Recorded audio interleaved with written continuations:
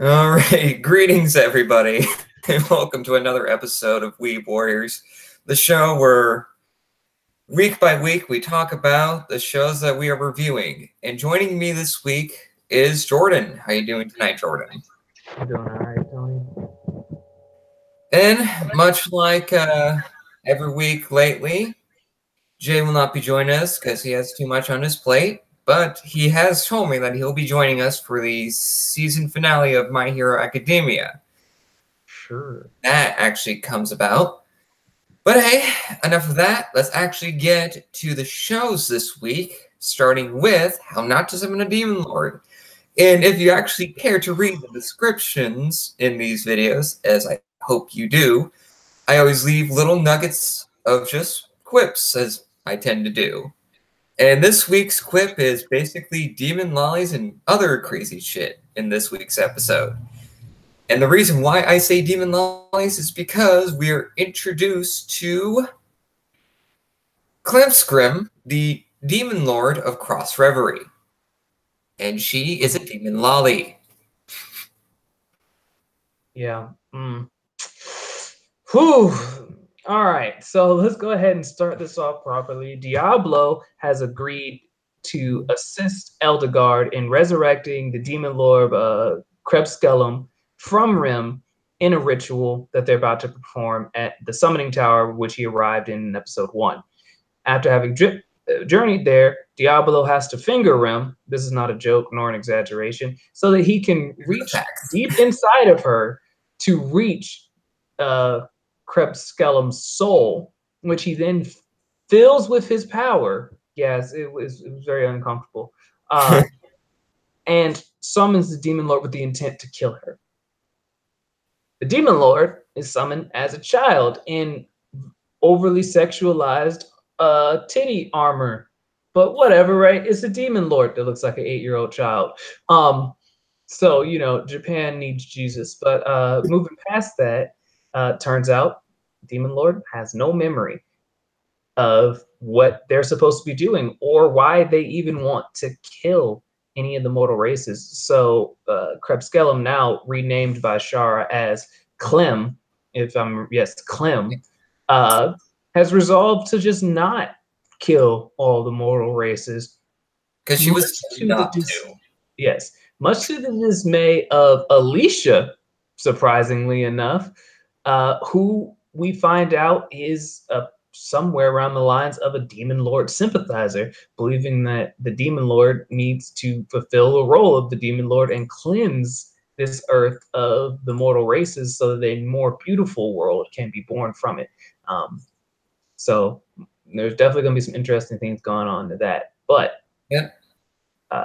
Overall, the most interesting thing I saw was the rise of this new conflict within the Fallen, as to which I assume is going to grow into more of an ideological divide around if we obey the Demon Lord in their current state, or if the Demon Lord's resurrection was incomplete and we need to kill the Demon Lord so that she can resurrect properly, recognizing that Clem is some sort of a improper or incomplete resurrection brought about by Eldegard's impatience and the use of Diablo's magic. Very true. And then with that, we got a bit of exposition that there was another demon lord, and that's because of the ring that Diablo has, which is the his magic reflection ring that belonged to another demon lord. So we know that there are multiple demon lords, at least within Cross Reverie. Yeah, within Cross Reverie. But it does bring up a very interesting thing as far as the game itself. I guess more for the sake of lore, which is one of the things that I always like about the series. But if we think about Cross Reverie, the game, we get to see that it has this very unique system surrounding the way that they do raid bosses, and there seems to be a reward given to those who are first completers. It's not really something that you see a lot in MMOs, or I guess I've never been high enough level to ever be concerned with that sort of thing in any MMOs, but really there's not a whole lot of opportunities to obtain these sort of unique items and things of that nature. So I guess by real life comparison, it's interesting, but I guess that's a pretty common trope in anime. Yeah, raid bosses are just a complete and utter pain. Granted, the only experience with raid bosses that I've ever had is through like a mobile game that I play, but I still see it as the same principle because it takes like weeks and upon weeks to just beat this raid boss with the help of other people that you're playing the game with. It's just utterly ridiculous. So when you have those individuals that actually are the first winners, so to speak, of actually getting this item, and Diablo or his human self, Takuma, I think it is, with him playing the game for so long and him actually obtaining this item, really benefits him in the long run. And also, that just makes me think of a kind of a topic that I kind of found, and I kind of discovered this unknowingly, of course. And this is going to be the topic for this week, and it's a very interesting question that is proposed, although I haven't watched the video myself, but there was a video that was produced by a YouTuber called Lost Pause, or Noble of Lost Pause, where he basically states that fan service scenes or lewd scenes in anime are very important for the industry itself. Now, granted, I didn't watch the video myself, but it made me think,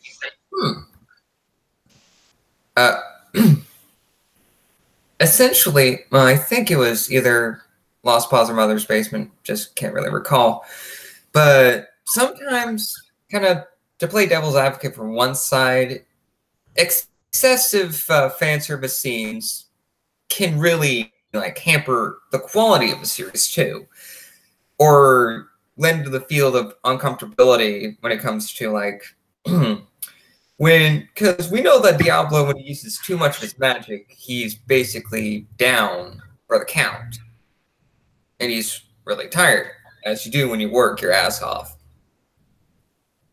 So Shiara and Clem decide, hey, let's infuse magical power to get him up to speed. And they had to be nude for it. And I've never felt so uncomfortable before. No, that's a lie. I felt worse uncomfortableness in my lifetime. We've all seen some things and some stuff. Clem rubbing her infantile chest against Diablo is sadly not the worst thing that I have ever seen in an anime. But I digress. This is true. These are the facts. We have seen far worse, but it's up there. And I just don't understand why. Neither do I, man. I thought that Rim would be the lolly, you know, but I was wrong. I was wrong. I was so wrong. Although Rem may be kind of classified due to her height, and overall character design could be considered a lolly character, but I wouldn't necessarily consider her a lolly character, though. But that's besides the point. Overall, this episode actually is another solid episode for this series. And it's really getting me to actually read the manga itself, because the art style in the manga, just by the covers alone, are stellar looking. At least to my eyes. And I'm sure that since you've read it yourself, Jordan, at least the first couple of chapters, yeah, you can test to like, its quality or whatnot. So thus far, the anime adaptation has been pretty true to form as far as the manga, how the manga reads, to my memory. Obviously, there have been some changes, but they haven't been like wide sweeping, or at least from what I remember. That said, I have not read too terribly far into it. So up until after everything post the Force Hydra, I have no idea about. which is why I was caught so very much off guard by Clem's existence in of itself and the nature of her interactions with Diablo. So that was sideswipey. Ideally, there won't be too many more of them introduced. I think this is the last character that gets introduced of any major significance. But I suppose we'll see. Well, Ain't nothing like a last minute introduction. That is definitely true. And we actually have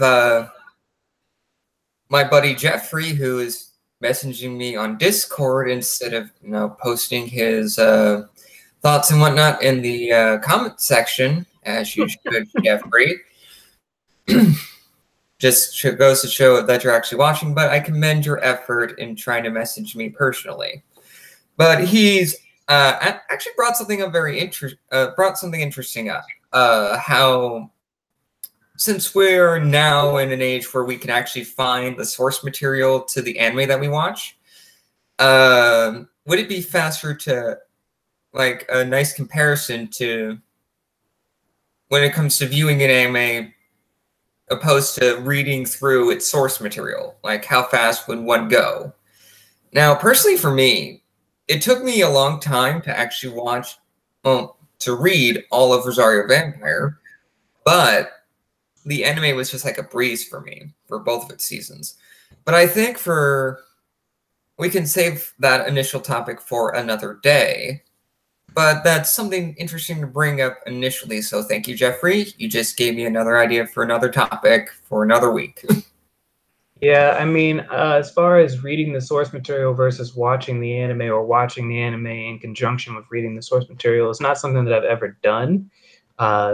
And personally, it's not something that I would ultimately advise. One of the things that I found out is that I typically either do one or the other from my own personal experiences. Example, I'm a really big fan of Twin Star Exorcist. I read the manga almost religiously. I fell off recently, but I still read it. I'll catch up one of these days. But I hate the anime. I hate it. I hate it so much. And I was so excited for it to get an anime adaptation, but they just went and did things I just didn't appreciate. Also, one of the things about reading a manga after you watch the anime is that you end up doing this thing where it's just like, yeah, I know what happens in this chapter. I saw the episode, and then you're like, wait, something has changed. Yeah, when we get to another show, which, what's on your queue, Jordan? Because we might actually get to talk about it. Let us see.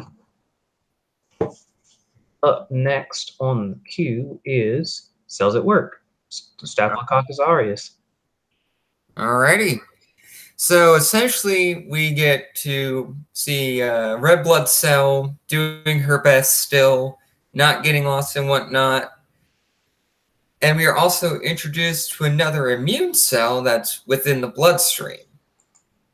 It's a monocyte. Mm-hmm. Basically, the whole design of this cell is like getting rid of things that are in the bloodstream, much like other immune cells. And then we're introduced to another form of bacteria that act like a new form of. Or are you talking about the nameless one or Staph? The one that basically is named after grape stock because of the way that they look when they actually converge. Oh, so Staphylococcus aureus showed up in a previous episode, as was mentioned, right? Her distant cousin. But yeah, you definitely get some more information about it. Staphylococcus is the word is based on its description. When you look at it microscopically, they grow into these clusters that look vaguely like grapes, but the people that named them had a much more strong imagination than I do, because they don't look shit like grapes to me. Long story short, and then yeah, so Staphylococcus is the primary bacteria. Well, is the main antagonist for this episode, but it follows a new immune cell, just like Tony said, called the monocyte, which is this weird sort of gas mask wearing full contamination suit individual whose primary function inside of the cell, inside of the body or vein is to kill bacteria to some degree of efficiency. Outside of the cell, they are actually the macrophages. Yes, they are macrophages with no sorts of holdback. That was a brutal ass whooping. Oh yeah, because when all of the I blank on the name because Jordan already said it. When they all converge into the one massive being, and when they saw the macrophages just come out, everyone else was like, "Fuck no, I'm getting out of here." And the lead and the bacteria that was leading the charge, she was like, "Oh fuck, where are you guys going?" And she got the ass beating of a lifetime. Yeah, she got destroyed. Yeah, no, she wasn't ready. I wasn't ready. I wasn't ready. I just love macrophages. They have this like, I mean, I don't think that this is the correct definition, but they have this almost like Gap Moe thing going on where they're just like, oh, everything's so cute. Now time to die. Pretty much. They're essentially dressed in, like, within their character design in the anime, and I gotta give David Production for doing, like, the work in animation. Because David Production is stellar when it comes to animation. The way that they do this show is actually very great, and I love the fact that design-wise, the macrophages look like maids for some reason. I don't know why, because apparently they do a lot of shit. They take care of the younger cells. They are immune cells that are just like the front guard, like the elite guard that destroy shit, other than like the killer T cells. And they have like multiple roles within the body, which is very fascinating to me. Yep. They are definitely a workhorse style immune cell. And I just got to give props to the main macrophage that we just are exposed to in the show. And even though the like smiling amongst like the destroyed corpses of bacteria is a bit disturbing, like I said. But hey, at least it's their job to get rid of these things, and if they want to look good doing it, hey, no fault on them. I suppose so. I suppose so. I mean, given a lot of the shows, well, the shows that we have here, I mean, you got to get some fan service somehow. And plus, Red Blood Cell actually just being the character that she is and improving still is just amazing. Because she's hard at work, barely getting lost. She actually had character growth. That's amazing. Yeah, it was weird. It was just like, wow, you're not incompetent anymore, but you're still unlucky. I suppose.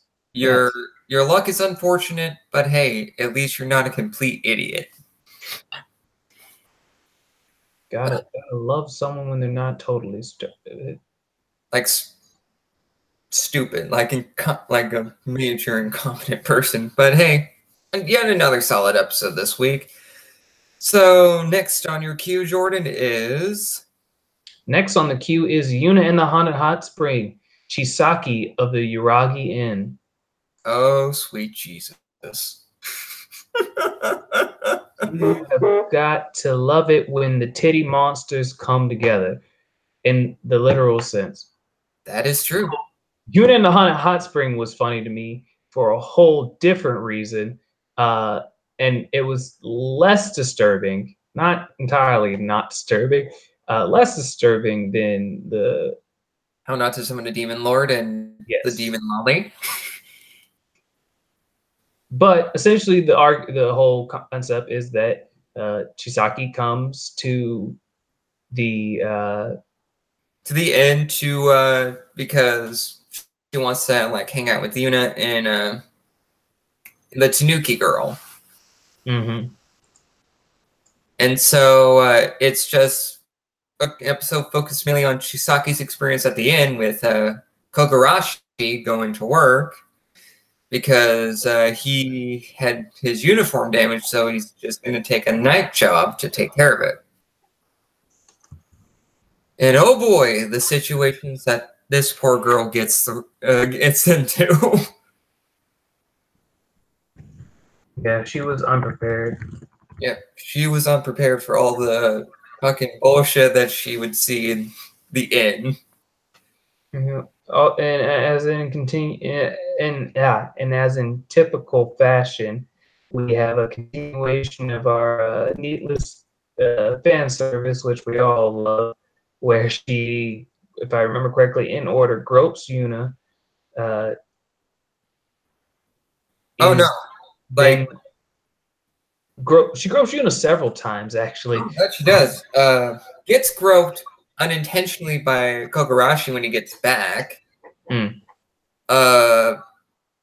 Gets Yuna sleeps on top of her. Yep.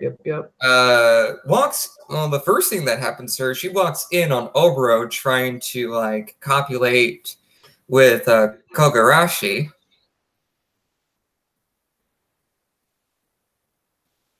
And I mean, the free nerves on this girl throughout the episode is just great comedy gold.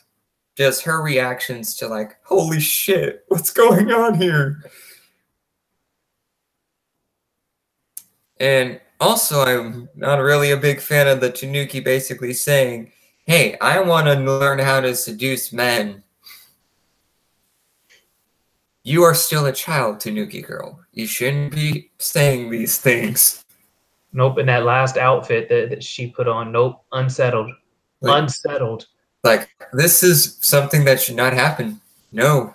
No, be gone. No. Although you could say a lot of things that are potentially wrong. That, like, the outfits that we see in this episode would be very, very wrong in some cases. At least the maid outfit was relatively tame. I suppose. There's very few things tame in this world all of a sudden. Yeah, at least you have one character that gets a very modest cosplay outfit. Cool. Oh, and we have my buddy Jeffrey saying things in the comment section. In this big paragraph, he says, I appreciate these overviews of what happened in each episode. I exclusively read manga, so the description tells me more about where you are compared to just knowing that it's the latest episode. Oh yeah, I mean, given the this whole notion of reviewing and giving our more or less thoughts and opinions on each episode as we were describing it, kind of gives it a more tangible feeling rather than just, well, more so than reading the manga, just knowing where how the scenes are progressing, if that makes any sense. I mean, I suppose it makes sense. I honestly wouldn't know else how to do it. I suppose we could come on and just say, well, yeah, you know, this latest episode where such and such happened, that was, well, I guess not that would be what I just said. I don't know. I feel like to talk about it, you have to introduce the subject matter, even though we're assuming that people that are watching these videos have some understanding of or have seen the episode itself. But I think that the summary is an important part of the review process. Definitely. And one of the things that I also like about this episode in particular is just, and some things that we already have known about our protagonist in Yuna and the Hot Spring, Kogarashi. He is a very, and Obro says it herself, he's a very pure man because he doesn't want to engage in illicit relationships with someone he doesn't really love. And that's commendable for somebody in this genre.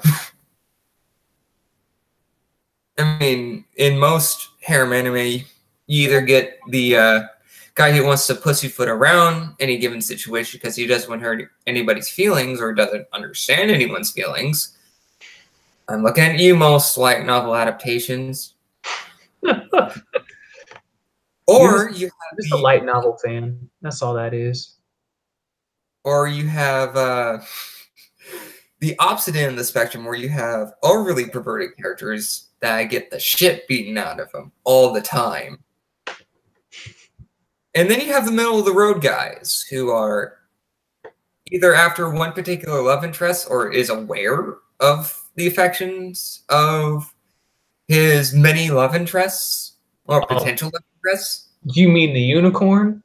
That rare, non-existent individual that appears sometimes in anime where it's like, these women are interested in me and I understand their emotions.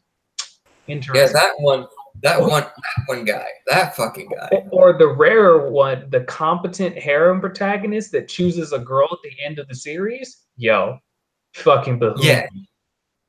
Yeah, the only time in my recent memory is fucking Shuffle's adaptation. Yeah, when you have a visual novel adaptation, a fucking visual novel adaptation, where they actually picked a girl for the anime adaptation to kind of focus on at the end, is very rare for it to happen. And the only time you get to see like a harem protagonist actually pick one girl is like adaptations of Amagami SS or other weird shit, like One Room, which is like more of a POV sort of thing, but that's besides the point. But Kogarashi as a character kind of fits in the middle guard category of harem protagonists, I think, as we've discussed before, as we discussed the series. And it's a very refreshing thing for us as anime fans, especially us who have seen enough of the harem genre to know its many, many tropes. Yep. I agree with you there, Tony. Kogarashi is definitely middle of the row. He's not completely oblivious. He's definitely competent. He's kind of overpowered, but I want to say balanced, but that's not really so. He doesn't try to solve all of his problems by immediately just going in and punching people, right? You really have to provoke him in order to like get his ire, much like what our Dragon God did. Yes. Yo, the Dragon God got leveled. That he did, and he thought that particular episode was hilarious. And I wish you would have been there with me last week when I was talking about that episode. Holy shit, it was fucking hysterical. And I'm sure you were laughing along with me, even though you weren't there. Yeah, I was right there with you, Tony. I was right there with you from hundreds of miles away.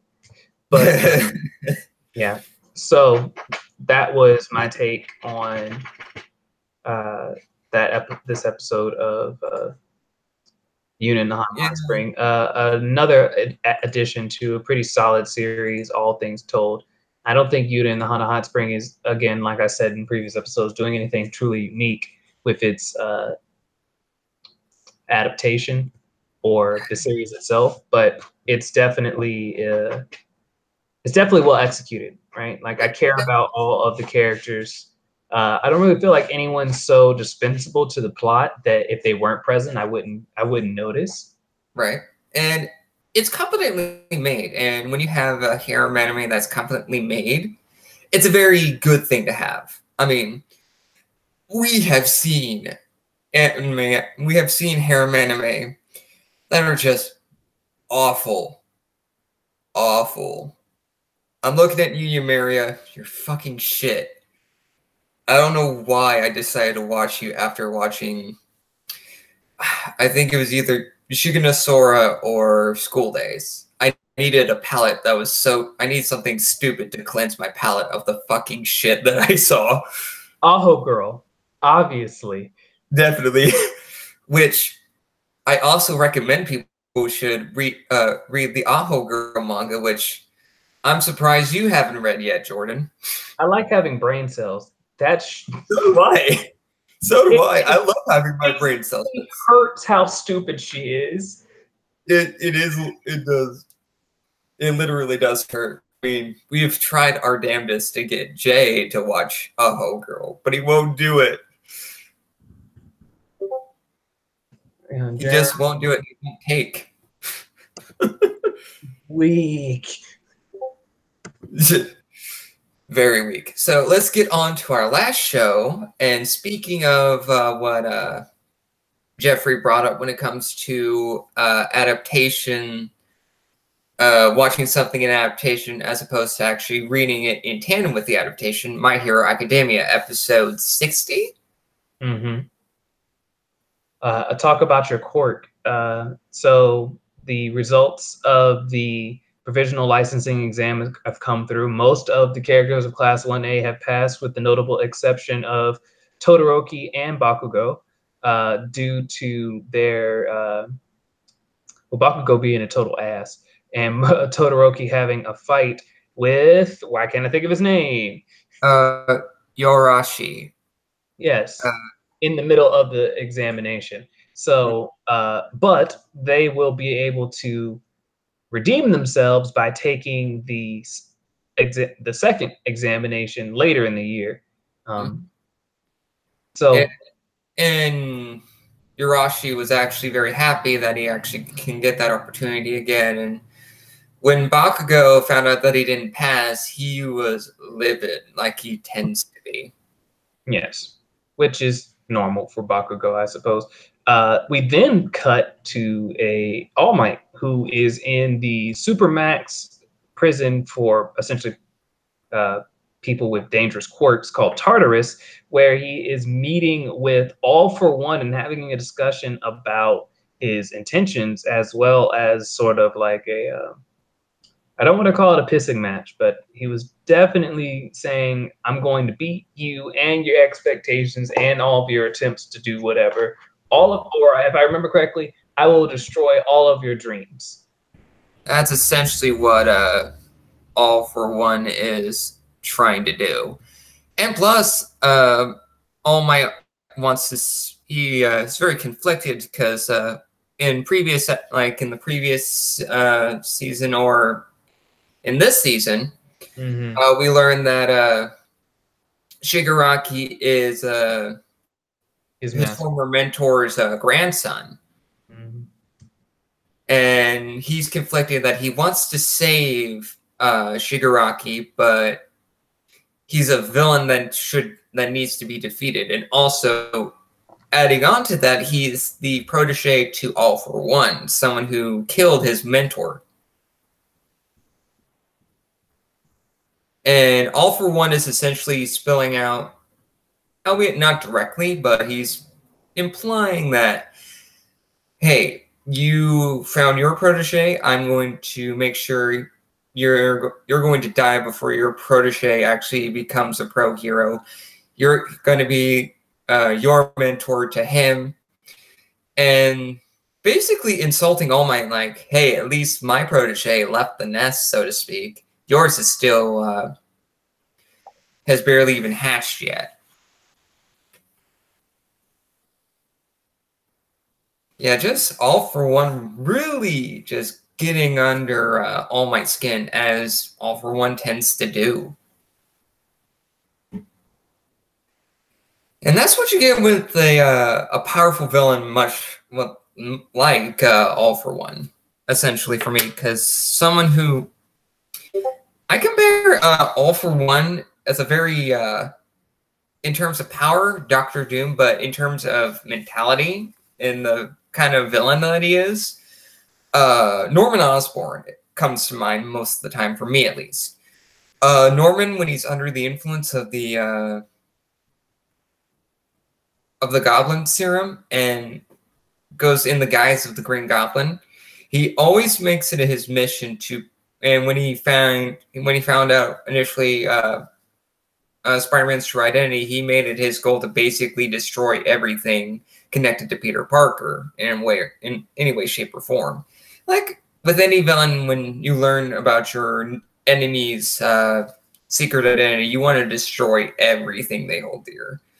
And that's essentially the mentality that All for One has. But that part is interesting, but you also get the tail end of the episode where Bakugo takes Midoriya to the place where they first had their real fight, which is Grounds Beta, I think? And they're going to duke it out in next week's episode. And they have, before they actually started the fight, Bakugo pretty much showing that he's actually a very bright kid and can really see things and figure things out on his own without people telling him.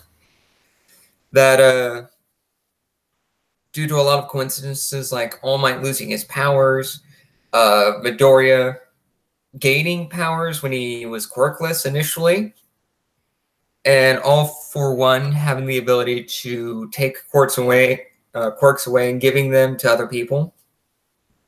He figured that, hey, you were given this power, it's not really yours by birth. So I'm going to prove, yeah, you're the one who gets praise from the hero that we both tried to beat, like we admired. So I'm going to beat you down to prove that I am not falling behind.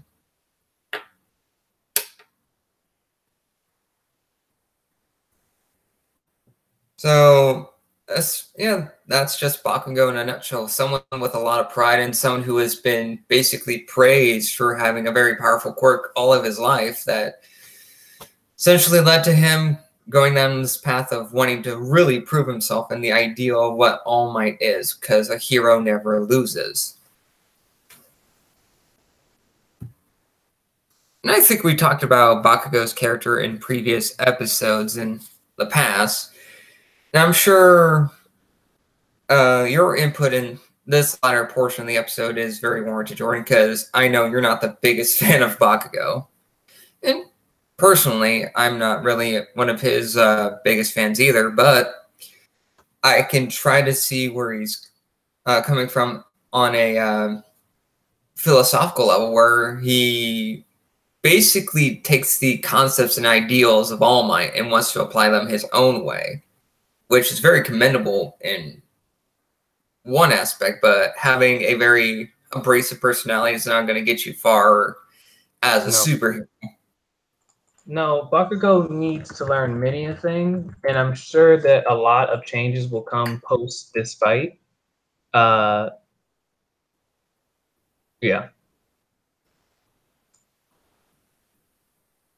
So you have nothing else to add about the tail end of this episode? Not particularly. I'm looking forward to the fight. I already know the outcome because I inadvertently read ahead on the wiki page. So I know how it's going to play out. I'm looking forward to seeing the minutia of it all. I expect Deku to really put in a good show of things. And I'm looking forward to seeing how his new shoot style matches up with Bakugo's rather versatile power, which honestly, have you ever noticed that Bakugo's power actually doesn't line up with what his description is? Yeah, that's actually kind of true. Like, if I remember correctly, Bakugo's power is that his sweat is nitroglycerin, or a nitroglycerin-like compound, which he can then combust through some mechanism to produce explosions. Yes? Yeah, essentially. It looks like he can just make explosions, right? It doesn't seem like he needs the sweat in any capacity.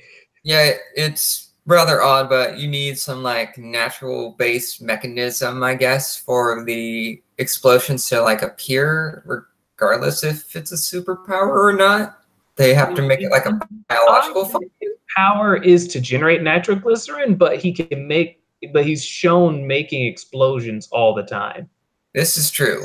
And just the explanation that he has, his sweat is basically like a nitroglycerin compound. Yeah, I mean, I just looked it up. According to this, his quirk is essentially two parts. He makes nitroglycerin like sweat and can ignite it at will. So his sweat seems to be under his command to some extent.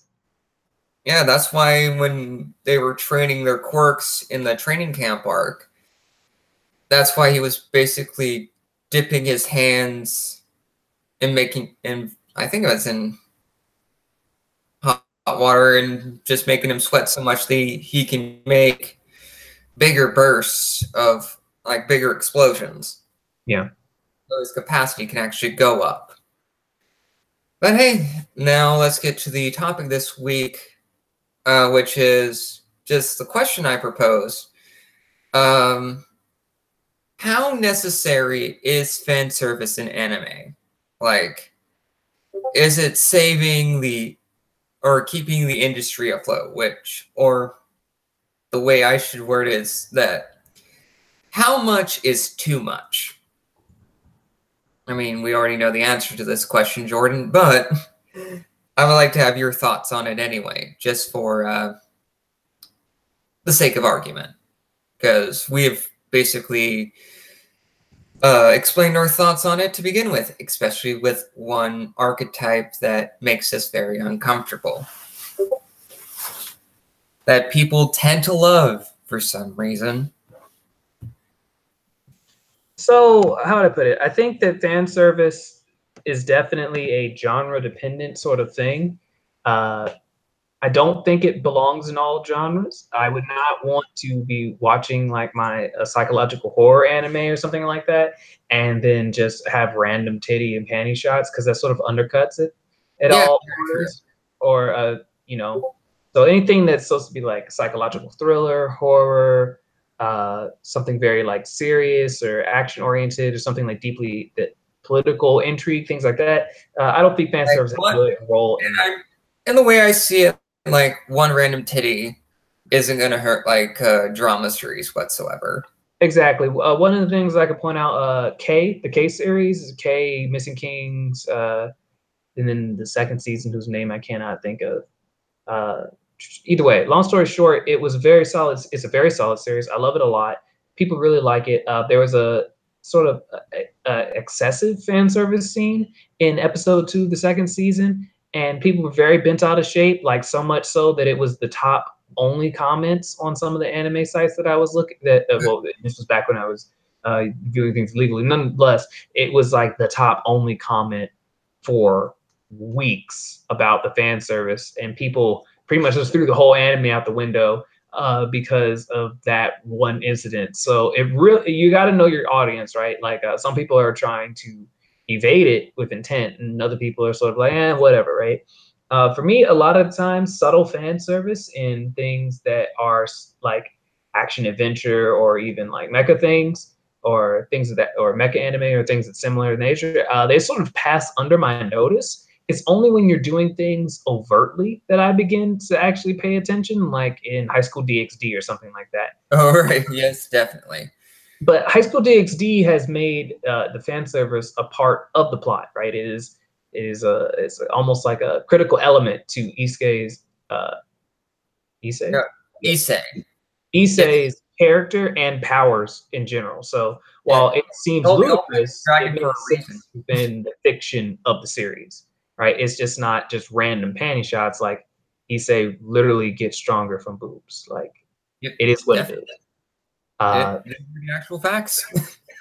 But when you have fan service scenes that, like we explained in How Not to Summon a Demon Lord, where it can be borderline uncomfortable, or you have character archetypes like lolly characters that look too young to be doing these things, and you feel like, well, you're kind of looking around yourself and like, I'm gonna get arrested.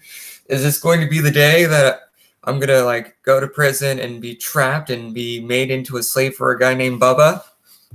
Wait, that was a very particular fear there. But you're right. One of the things that's gotten me in recent years is that the lolly archetype has existed for a very long time. But I could have sworn when I was younger that lollies were just supposed to be like cute or whatever, and just like be in the background, sort of like Hinamatsuri or Comic Girls, right? Yeah. It seems like they had this really odd tendency of like hypersexualizing lollies, and it makes me very uncomfortable. Like Kanakamui from Dragon Maid. yes, Kobayashi's Dragon Maid. This little girl's going to elementary school with her elementary school friend, and yeah, no, they're doing too much. Y'all are doing way too much. And then well, speaking of that particular show, we have another inverse of just all kinds of nope. We have our resident titty dragon, Quetzalcoatl. Oh, I love Quetzalcoatl personally. Oh, so do I. I love Loco. I love this. I love the big titty monster dragon. She's great, but her whole suffocating a small boy. No, please no. Yeah. You win some, you lose some, Tony. You win some, you lose some. But yeah, so I mean that's sort of the nature of it at this point. It's definitely touch and go, and it really and I think I go back to what I said originally. I think that fan service is definitely something that is genre dependent. Yeah, definitely. And when you have most genres that are basically on like the top, like the upper echelon of most anime, like harems, obviously that's just fan service just rampant in that particular genre, as it tends to be. And then you have shonen anime that sometimes gets like random fan service scenes, which are passable and just are like, hey, this just happens every now and then, just to, but it's not going to take away from the action. And then you have like more mature series that shows depictions like in a very tasteful manner, or in the most horrifying of things, because speaking of things that are getting an adaptation, Goblin Slayer. Oh yeah, I don't know how the hell they're gonna make that an anime. Yeah, the first few chapters alone, I'm like, holy shit, sweet Jesus. Goblin Slayer doesn't pull any punches. I'm like, are they going to be putting this on as a R18 anime? Like, how is that possible? Like, off jump, you know what? Doesn't matter if you're watching this, if you hear this at some point later in the future and you don't know what Goblin Slayer is, you should read the first chapter of the manga. I guarantee you will immediately know why the fuck I think it cannot be made into an anime. Oh, and if you make it into an anime and they cut those elements out, they might as well not do it. Yeah, and I completely agree with you 100%. As someone who has read, who is reading Goblin Slayer now, it's very uncomfortable. Very it's great though. Yeah, you see a fool get dismembered by goblins. That's what got you? Oh no, it was the other stuff that got me. I'm just giving them an idea. If you could see a dude get this like disassembled, ripped apart, and devoured by goblins, what do you think is going to happen to the women? Yeah, no, I mean, it's not a good run. Heading into the comments here, Jeffrey, in one of his big paragraphs, because he also mentioned something about Bakugo having very sweaty palms. But his point here in two separate comments is, he says, if an author wants a ton of it, would you want to hold them back? The author of Made in Abyss is clearly into young boys, which is creepy. If you were producing an anime, where would you draw the line? From a business perspective, I mean, if you want to make money versus moral integrity. I mean, I would say that if I want to make an anime adaptation, if I want it to be true to the source material, but I also have to keep in mind that people would be very uncomfortable by some things. And sure, some anime have like certain audiences for that. And it's just where the line to be drawn is how much is too much. You can't show everything, because I actually read the manga for, what was it?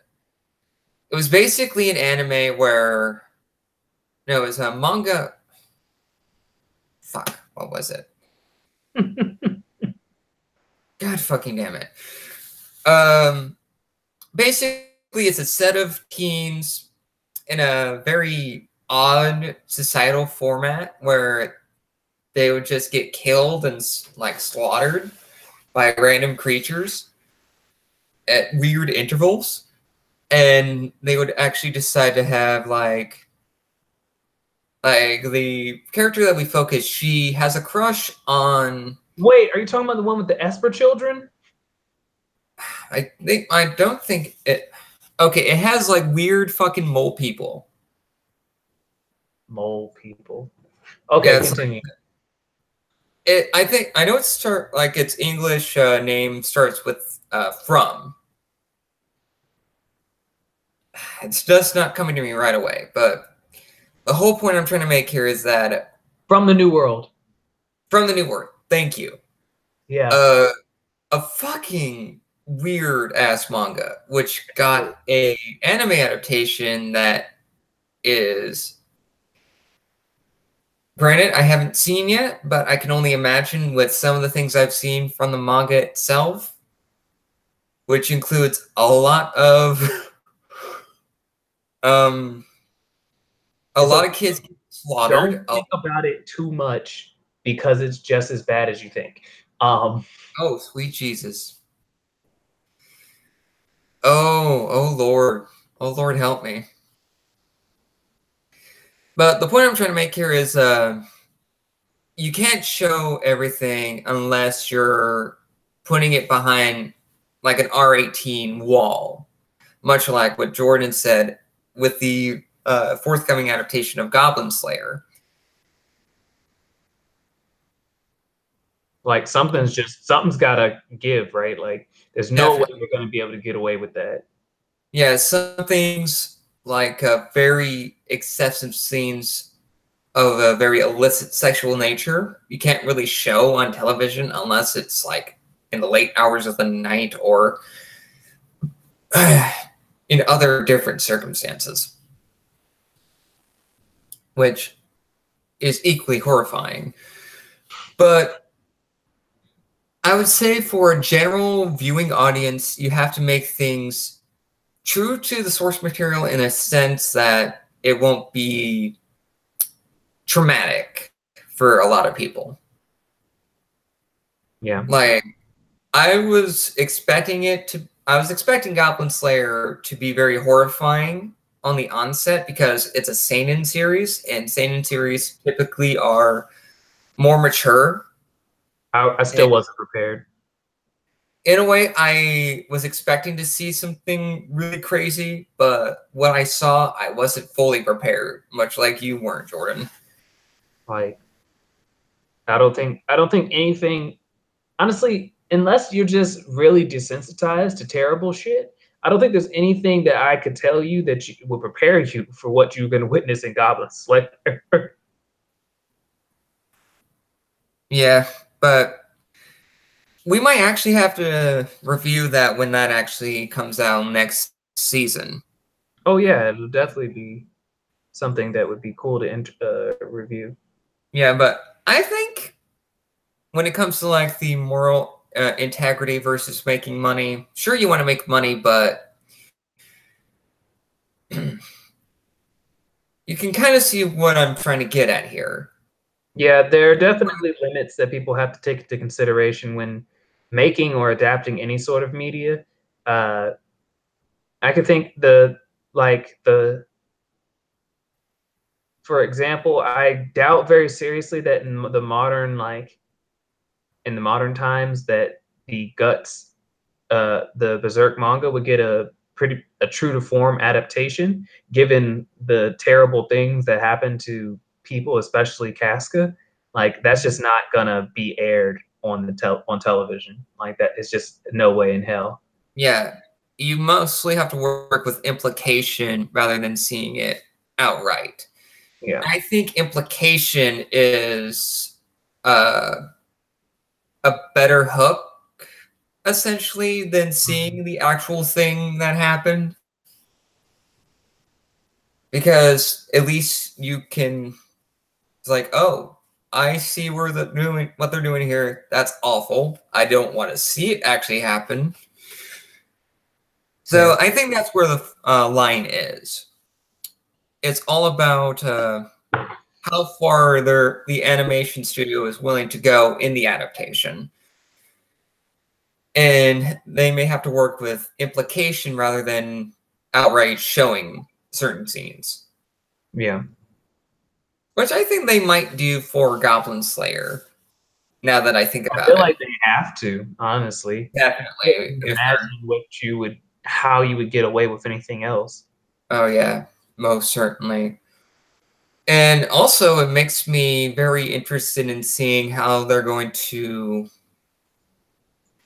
adapt other, like if they were to pick up other seinen manga, and how they were to adapt some of the things from those titles. Just makes me very interested to see all of that stuff. But I think with that, we shall end the episode here. It's actually great to have someone in the comments actually interacting with us. Thank you, Jeffrey. You are a truly devoted fan here, and also a very good friend. And I would also like to thank Jordan for joining me in this week's episode and having a very interesting discussion, as we tend to do.